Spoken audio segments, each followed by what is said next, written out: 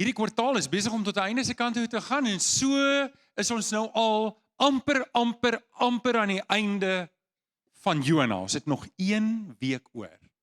Ons het nog 1 week oor, ons volgende week maak ons klaar, en Kenneth het met ons gepraat, die van julle wat dit gemis het, oor ons God is 'n God van tweede kanse. Dis wat hy doen, dis sy hart. Dis wat hy doen, en ons lees in Jona 1 vers 2 dat die Here vir Jona geroep het, maar maak klaar en gaan na die groot stad Ninive toe en spreek hom aan, want ek weet hoe sleg hy is, en julle onthou al die gebeure wat daarna gebeur het. Jona het besluit, hy vlug na Tarsis toe, klim op die boot. Ons onthou al die genade wat ons laasweek oor gepraat het, wat hy nie kon verwerk nie, nie kon kry nie, omdat sy hart te hard was, en hy beland in die vis, en daar kry hy 'n tweede kans, en die Here gee vir hom 'n tweede kans om sy roeping uit te leef. In Jona 3 vers 2, maak klaar en gaan na die groot stad Ninive toe, en spreek hom aan met die boodskap wat ek jou sal gee. En die storie loop verder. Die Here bereik sy doel. Ninive kom tot bekering. En dis wow. 'n hele stad kom tot bekering. En dit moet my en jou hart bly maak dat die Here red mense. Amen. Die Here red mense, hy verander mense se lewens. En weet jy, die wonderlikste ding, ek moet net vir julle sê, dis vir my heerlik om deel te wees van hierdie gemeente. En dis vir my heerlik om te hoor hoe die Here in julle lewens werk. Elke Sondag, elke Woensdag, elke keer wanneer ons saamkom, dan hoor ek 'n nuwe getuienis van iets wat die Here gedoen het. En die tyd is nog nie reg nie, maar ons 2 getuienisse wat ek julle wil vertel. Een wat in die week gebeur het, van 'n man wat sy hart oopgemaak het teenoor iemand wat hy glad nie ken nie, en hom geseën het. Ek bedoel, ek en Chris was betrokke daarbey, ons het net gestaan, ons verstaan nie wat nou gebeur, en ons prys die Here daarvoor. 'n ander vrou kom getuig vanoggend teenoor my, ek is al 'n rukkie in haar lewe betrokke, wat sê, ek was 'n vrou wat eintlik verwerp is, ek het hier in die Kaap beland, ek het niks gehad nie. En hoe die Here vir haar voorsien het, en vir haar, ek wil die Engels gebruik, ek weet nie, ek kan dit nie beter sal nie, uit haar sokkies uit geseën het. Sien, dis die dinge as jy naby die Here loop. As jy naby die Here loop, jy beleef sy genade. Nou, almal van ons beleef die Here se genade, net soos wat Jona die Here se genade geleef het, maar omdat Jona se oë nie oop was vir dit nie, het hy dit nie gesien nie, hy het dit nie beleef nie, en elke keer as hy dink aan die Here, het hy eintlik maar kwaad geraak. So, Ninive bekeer, Ninive het 'n fees saam met die Here, en dis wat ek wil eintlik hê, jy moet 'n fees hê in die Here. En ek wil jou volgende uitdaag, as jy nie 'n fees het in die Here nie, hoorie, ek moet dalk net ietsie sê. Ek weet waar die Here my gaan haal het. Nou, 'n klomp van julle ken nie my storie nie, en dis nie gepas om daai storie hier te vertel nie. Ek kan dit nie vertel nie, so jy moet 301 doen. Ek vertel my storie by 301. Ek kan dit nie hier vertel nie, sien julle, doen ek nou bemarking vir 301. Maar ek het 'n storie van hoe stikkend my lewe was, waar die Here my gaan haal het, uitkrap het. Ons het altyd op skool gesê, julle weet, het die Here jou met 'n Marie biscuit uit die drein uitgelok, nê? Dis wat ons op skool gesê het vir ouens, ja, waar het jou ma jou gekry? En dis wat die Here met my kom doen het. En ek verstaan Ninive. Ek was Ninive. Ek was verlore. Ek was 'n skobbejak. Ek was de mekaar. Ek kon waarskynlik 'n krimineel gewees het as die Here my nie gered het nie. Alles wat hier staan is genade. En ek weet wat dit beteken om 'n fees saam met die Here te hê. Julle, my lewe is 'n fees, nie omdat ek 'n great persoonlikheid het of omdat ek 'n positiewe gesindheid het nie. Vra my vrou, ek is eintlik 'n bietjie krities en analities. Ek kyk krities na goed. Maar ek weet waar ek was voor die Here my gered het. Nou, ek wil nie nou praat oor my nie. Ek wil net sê dat dit wat Ninive beleef het, beleef 'n klomp van julle vandag nog. Jou lewe is 'n fees, nie omdat alles regloop in jou lewe nie, maar omdat jy in die Here Jesus is. En as jy in die Here Jesus is, kan jy nie anders as om 'n fees in jou lewe te hê nie. Beteken nie alles loop reg nie. Maar dit beteken jy weet jy's gered. Wie kan amen sê daar? Okay, so Ninive vier fees, maar Jona staan buite. Jona, die ene wat besny was, die ene wat uit Abraham uitgekom het, die een wat uit die beloofde volk uitgekom het, die een wat deur die Here geroep is, hy staan buite. Hy staan buite, en ons hierdie een man wat nog tot bekering moet kom. Die een wat eintlik alles het. En ek sien dit by baie kinders van die Here. Hulle praat die regte taal, maar wanneer jy met hulle te doen het, dan sien jy nie die fees van Christus in hulle lewens nie. Jy sien nie die dankbaarheid van die redding nie. Jy sien nie dat die Here, hulle praat die regte taal, hulle is, en ek wil jou volgende uitdaag, want dalk sit jy volgende, jy sê, maar ek is 'n Jona, ek kan nie bly wees oor wat die Here doen nie. Want my oë is op alles anders as die Here Jesus homself. So dis waar ek vanoggend 'n bietjie met jou wil praat, want Jona kry 'n derde kans, en dit kan vir my en jou 'n derde kans wees, maar dis meer as net 'n derde kans, dis 'n uitnodiging na die fees toe. Nou, kom ek sê dit net eers, jy kan Jona deurlees, jy lees nie van 'n fees nie. Maar ek weet daar was 'n fees, want ek weet, die Here sê, as daar een sondaar tot bekering kom, wat is in die hemel? 'n Fees. As 'n hele stad tot bekering kom, ek weet nie, dis 'n partytjie op 'n volgende vlak. En ek en jy kan maklik die fees mis, omdat my oë nie is op die Here Jesus nie. En dis waar ek vanoggend met jou wil praat, want jy's ook genooi. Ek en jy is genooi na hierdie fees toe. En ek en jy kan blydskap in die Here Jesus vind. En daar's so direkte parallel tussen wat in Jona gebeur en Ninive gebeur en die verlore seun. Julle ken almal die storie.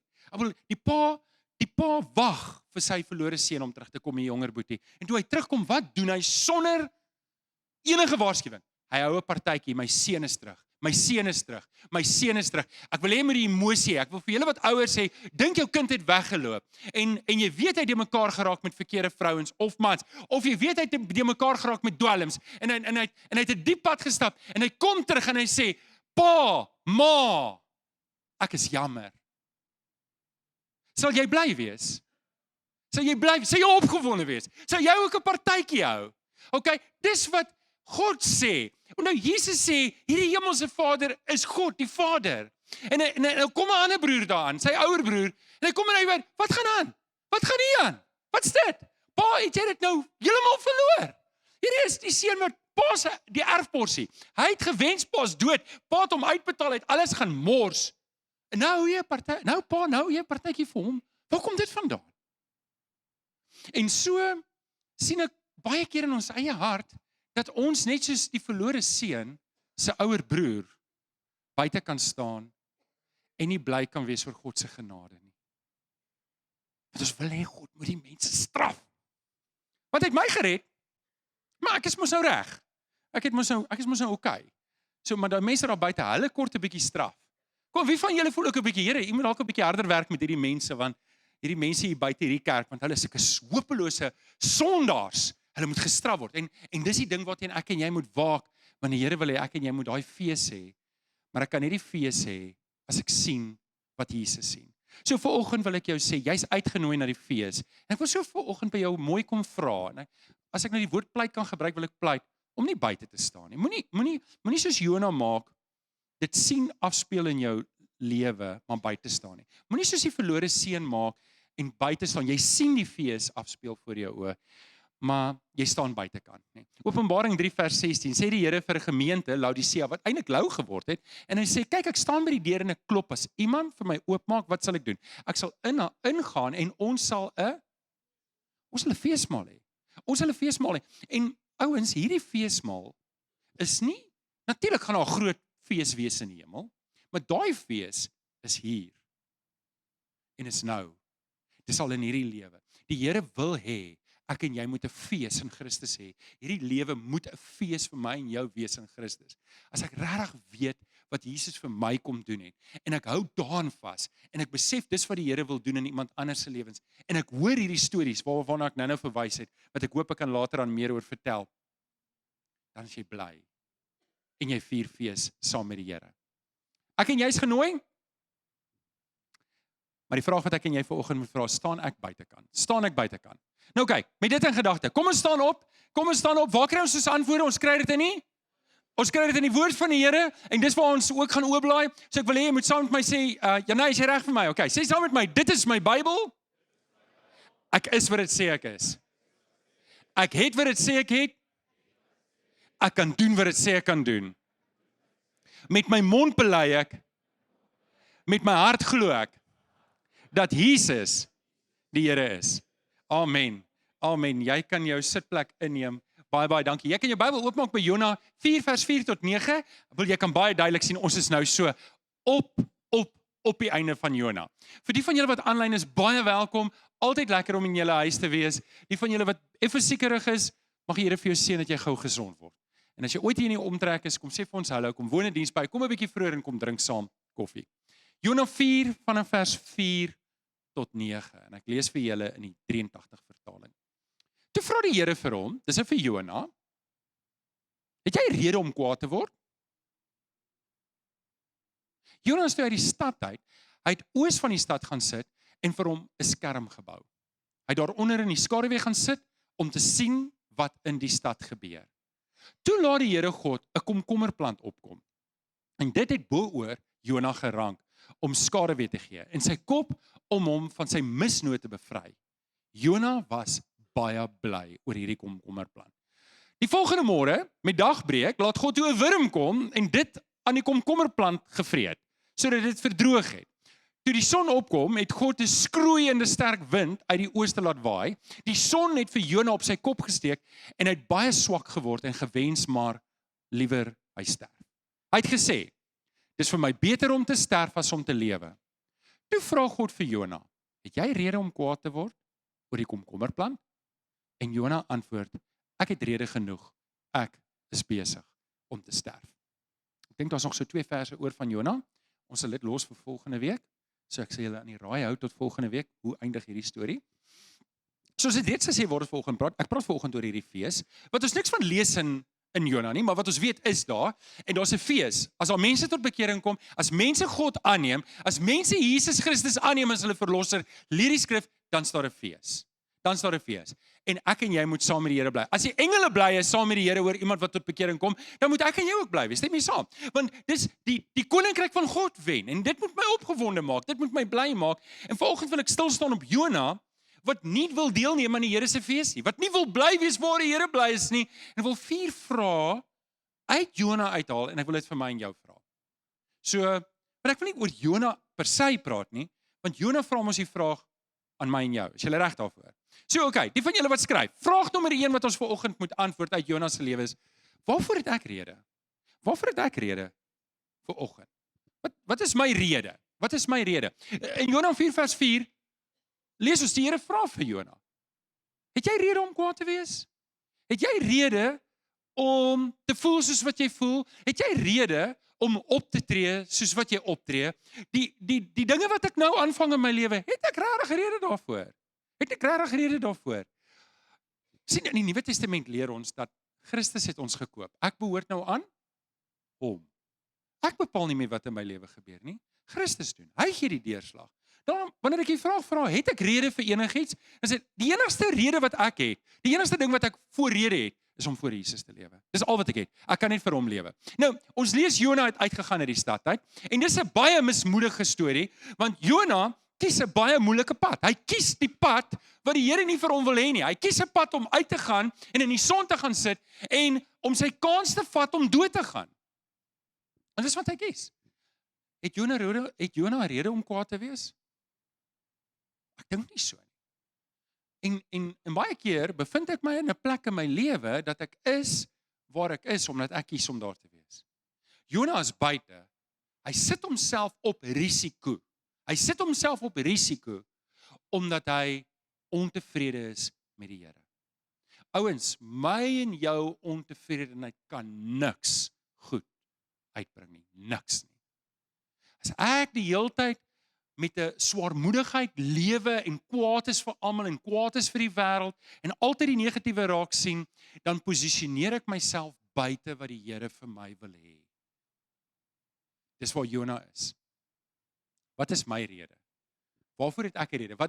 Wat voer ek aan is die rede hoekom ek is waar ek is. Ek dink wat Jona moes doen is hy moes eintlik mooi gaan dink het oor die Here. Hy moes gaan stil sit het. Ek en jy die woord van die Here en gaan sê, maar hoorie, dis hoe ek voel. Maar wat sê die woord? Wat sê die Here Jesus oor my lewe? Wat verwag die Here van my? Kom ons kyk 'n bietjie waar kom ek vandaan? Waar die Here my gaan uithaal? Ek besef net keer op keer. Julle, kom ek sê vir julle reguit. Hierdie persoon wat hier voor julle staan, is 'n niks as dit nie vir Jesus is nie. En as ek daai ding klik, dat alles wat goed is in my lewe is Jesus. Alles wat goed is in my lewe is Jesus. Want self sou ek nie tot op hierdie punt kon kom nie. Kan iemand net amen sê van jou eie lewe daar? Okay? En as Jona daai ding geklik het om te sê, hoorie, dis die Here. Hy het my aangestel as 'n profeet. Hy het my getrou gehou. Hy het my genade op genade gewys het, sou hy nie daar gesit het nie. Dan sou hy binne in Ninive gewees het. Hy sou deel gewees het van die fees. Hy moes net dit oorweeg het. Nou, kan ek julle ietsie interessant vertel? Nou wat ek julle nou vertel, moet jy nou nie met 'n knippie sout vat nie, jy moet dit met 'n sak sout vat. Okay. Hierdie is 'n foto van Jona se graf. Hierdie foto is geneem na 2014, as julle wonder. Hierdie foto is buite Mosul in Irak, nê? En volgens oorlewering is dit waar Jona begrawe is. Julle het dit geweet. Jy kan dit gaan besoek. Ek hoop hulle het dit nou reggemaak. Hierdie is na die aanval. ISIS het dit vernietig.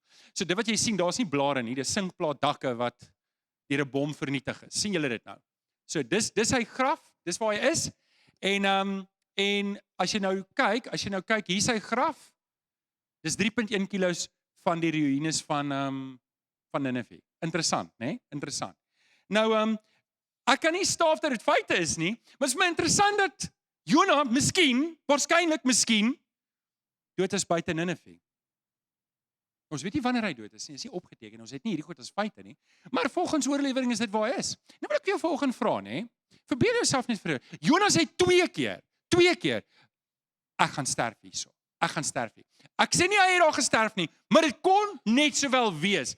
Hy gaan uit, hy gaan sit op die kop daar buitekant en hy wag om dood te gaan. Hy sal liewer doodgaan as om saam met die Here bly te wees. Hy sal liewer doodgaan buite in die woestyn as om bly te wees waar die Here bly is. En hierdie vraag moet ek myself vra, is ek besig om dit te doen? Is ek besig om myself te posisioneer om geestelik dood te gaan omdat ek weier om saam met die Here bly te wees?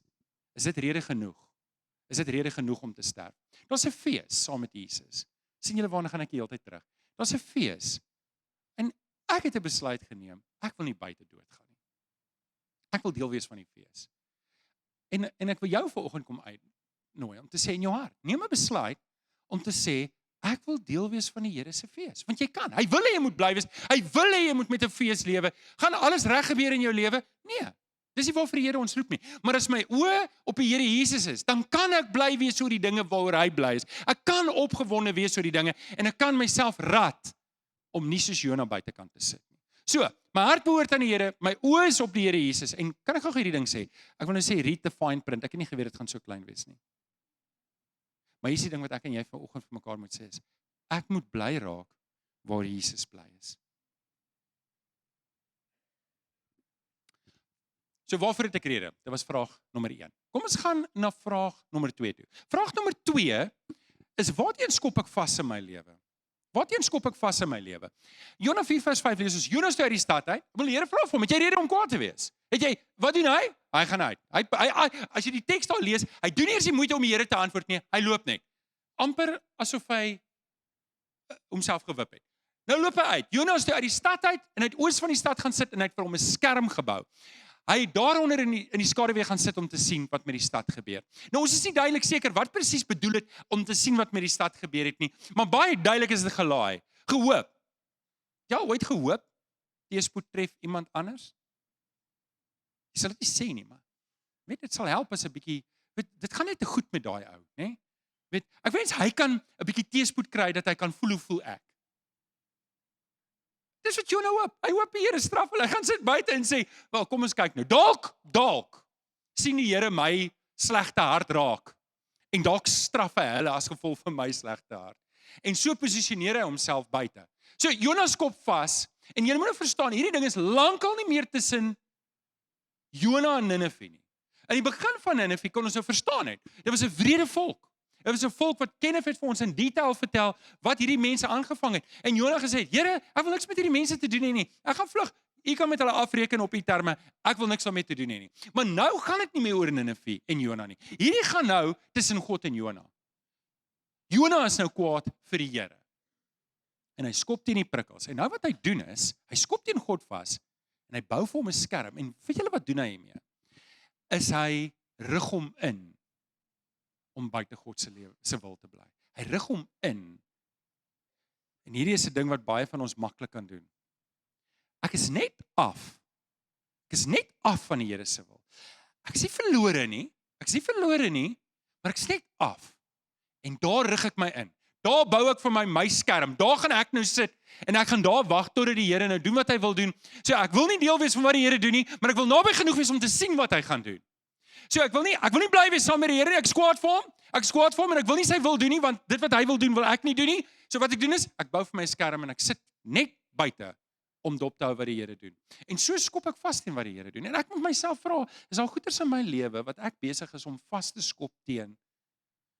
Wat die Here eintlik vir my verwag, hy wil dit hê in my lewe. Hy wil my roep, hy wil my deel maak van die fees.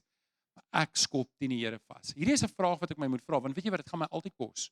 Dit het Jonah gekos. Dit gaan my kos, dit gaan my familie kos. Dit gaan my op elke area, dit gaan my geestelik kos as ek teen hom vaskop. En dis die vraag wat ek wil vra. Is dit die plek waar ek wil doodgaan?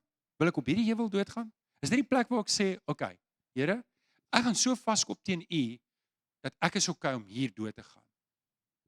Al gaan ek dan geestelik dood. Nou julle, daai prentjie, Jonah is nie dood daar nie, hoor. Maar hy lyk baie dood. Baie keer gebeur dit so, ek is op 'n plek wat ek besig is om te skroei. Ek is besig om geestelik dood te gaan. En nou sê ek, die Here is besig om my te straf. En dis nie die Here wat my besig is om my te straf nie, is ek wat my buite die Here se wil gaan posisioneer het. En myself gaan inrig het daar. En ek betaal 'n prys daarvoor. En die Here wil dit nie hê nie. En daarom, ek wil volgens by jou kom vra, as jy besig is om vas te skop teen die Here se planne, jy weet wat dit is, jy wil dit nie doen nie, dan betaal jy 'n duur prys daarvoor. Is nooit die moeite werd nie. Kyk, bring ons by ons derde vraag, wat ons volgende uit Jonah se lewe wil vra is, uit hierdie laaste gedeelte, is wat is ek besig om mis te kyk? Kyk hoe mooi werk die Here met Jonah. En die Here werk mooi met ons ook. Jonah 4 vers 6, toe laat die Here 'n komkommerplant opkom, en dit boor Jonah gerang, om skaduwee te gee vir hom, vir sy kop en om hom van sy misnoë te bevry. Jonah was baie bly. Kan iemand net sê baie bly? Jonah was baie bly oor hierdie komkommerplant. Nou okay, ek kan nou net dink, hier sit Jonah, hy sit onder hierdie skerm. Wie van julle is kampers? Ek gaan sien, waar is al die kampers hier? Nou, ek weet nie of ek die ding verkeerd opsom nie, maar ek kan my gazebo opslaan. Maar jy bak daaronder. Maar as jy onder 'n boom sit, dis asof die boom lig deurlaat. Dis altyd koeler onder 'n boom as onder jou eie gazebo. Is dit so of is dit my verbeelding? So ek het nou na Jonah gekyk en ek het presies verstaan wat daar aangaan. Is dat hy sit onder sy eie mensgemaakte skuiling, maar jy bak daar, jy's besig om te dehydreer, maar as daar plante is, dan is dit asof dit ligter en koeler is. So hy is nou baie bly oor hierdie komkommerplant. Nou kom ons praat eers oor hierdie komkommerplant, want jou vertaling sê komkommerplant en ek weet as jy soos ek is, dan dink jy, "Hey, dis lekker, nou kan ek komkommers eet terwyl ek daar sit en die show dophou." En die ander vertaling sê nie komkommerplant nie en al wat ons weet is die Hebreëus is dis 'n kikajon. 'n Kikajon. Weet julle wat 'n kikajon? Weet julle wat 'n kikajon? Weet julle nie wat 'n kikajon nie? 'n Kikajon is net 'n plant met groot blare. Dis maar al. So ons weet nie of dit 'n komkommerplant is nie, maar ek het toe gaan kyk 'n komkommerplant het toevallig breë blare. Maar ons weet nie wat se plant dit was nie. Was dit 'n kikajon? 'n Kikajon is 'n algemene term vir plante met breë blare wat vinnig opkom. Maar komkommerplante verstaan ek is eenjarig. Nou praat ek met julle oor groente. Maar 'n kikajon is gewoonlik meerjarig. Maar omdat die woestyn so warm is, maak hulle dit gewoonlik nie die somer nie. So hierdie alles is 'n wonderwerk. Die feit dat hierdie plant so vinnig in die somer opkom, waar dit nie hulle reenseisoen is nie. Hier kom hierdie plant op in die droogte en dit moet vir Jonah sê, dis die Here. Dis die Here wat vir hom hierdie guns wys. Maar die Here wys vir hom guns op hierdie manier met 'n ander rede. Jonah 4 vers 6, Jonah was? Sal jy baie bly wees? Ja. En die Here wys weer eens vir Jonah genade, nê? Hy roep hom weer eens op tot bekering. Hy wys vir hom, Jonah, jy sit nou buitekant. Ek het nie van jou vergeet nie. Die partytjie is daar binnekant. Waar is die pa? Hy's buite met die ouer seun besig om te praat. Hy's besig met die buite by die ouer seun. Hier dieselfde. Die partytjie is in Ninive. Almal is bly oor Ninive. 120,000. Hier staan Jonah buitekant. En nou moet die Here hierdie man tot bekering lei. So waarom doen die Here dit? Ek wil net die parallel wys. Hoekom gee die Here vir Jonah 'n komkommerplant? Want die Here wys eintlik vir iets vir Jonah tussen die lyne. Jonah was baie bly. Jonah Jona was baie bly oor die plan. Die Here was bly oor Ninive. Maar Jona was nie bly oor die Here nie. Jona wou die genade gehad het, hy wou die voordeel gehad het, hy wou alles gehad het wat dit bied, om aan die Here te behoort, maar hy wou nie deel wees daarvan nie. En dis die vraag wat ek my moet vra hier, want sien, hier is Jona, en toe stuur die Here 'n wurm. Want hierdie was nie 'n permanente ding wat die Here wou nie gehad het, hy moet daar, in daai posisie, daar buite bly nie. Die Here wil vir hom, eintlik, die Here skep vir hom, hy laat hom beter voel, en dan breek hy dit af, want hy roep hom eintlik terug. Hier is nie die plek waar ek jou wil hê nie. Ek wil nie hê jy moet hier buite sit nie. Ek wil nie hê nie. Dis hoekom hy gee vir hom die plan, maar hy stuur die wurm die volgende oggend, en hy stuur hierdie sterk, warm oostewind, om vir Jona te skroei. Hoekom? Sodat hy nie daar moet bly nie. Nou oké, ons weet, Jona het homself daar geplaas. Hy is nie daar, omdat die Here hom daar geplaas het nie. En ek moet myself vra, is ek besig om in my lewe onder 'n verdroogde komkommerplant te sit? En nog steeds die Here te verkwalik daarvoor. Want die Here roep my binne toe na die fees toe. Die Here roep hom terug. En ek moet my vra, is ek besig om iets mis te kyk in my lewe? Is ek besig om die Here se plan mis te kyk in my lewe? En dit bring my by die laaste vraag. En dis die diep vraag. En ek gaan nou in hierdie laaste punt 'n klomp vrae vra wat ek wil hê ek moet toelaat net om my hart te ondersoek. Kan ek dit doen met julle? Is dit reg? So die vraag wat ek wil vra is, wat sê die Here vandag vir my? Ek glo nie Jona is toevallig opgeskryf nie. Ek dink ons kerkvaders het dit met goeie rede opgeneem. Dit was in die Bybel soos wat ons dit vandag het om vir ons te leer. 4 vers 9. Toe vra die Here vir Jona, het jy rede om kwaad te wees oor die komkommerplant? En Jona antwoord, ek het rede genoeg. Ek is besig om dood te gaan. So ek moet 'n bietjie dink oor my lewe. Waar is ek nou? Wat is ek besig om te doen in my lewe? Wat is besig om my te gebeur? Ek moet 'n bietjie oplet daarna, want ek kan doelbewus dit miskyk, maar die Here is besig om met my te werk. Hy is besig om met my te praat. Ek dink die belangrike vraag nou is, waar staan ek in dit alles met Jesus? Of kan ek maar net voort en beer ek maar net vorentoe? Wat is Jesus besig om in my lewe te doen? Waar is ek? Wat is om my? Wat probeer die Here nou vanoggend vir my sê?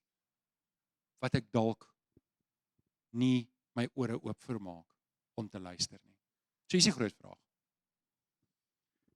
Is ek besig om die feesmaal te mis wat die Here sê? In Openbaring 3 vers 20 staan die Here buite. En Jona is Jona buite. Maak nou nie saak wie buite is nie, maar is ek besig om die feesmaal met Jesus te mis, omdat my hart is. Die Here roep my vanoggend om deel te wees van die feesmaal. Hy wil bly wees. Hy wil 'n lewendige verhouding met my hê. En ek moet vra, wat is hierdie ding wat ek kan vashou? Wat is my skuiling wat ek gebou het? Wat maak dat ek iewers sit, my ingerig het? Nie verlore nie, maar net af van waar die Here my wil hê. Ek wil vir jou bid, en ek dink, hier is 'n goeie tyd om, ken of julle kan vorentoe kom. Hier is 'n goeie tyd net om my hart te ondersoek, om te sê, Here, hier is my hart voor U. En onthou, met hierdie boodskap wil ek glad nie sê dat 'n fees met die Here beteken alles gaan reg gebeur in jou lewe nie.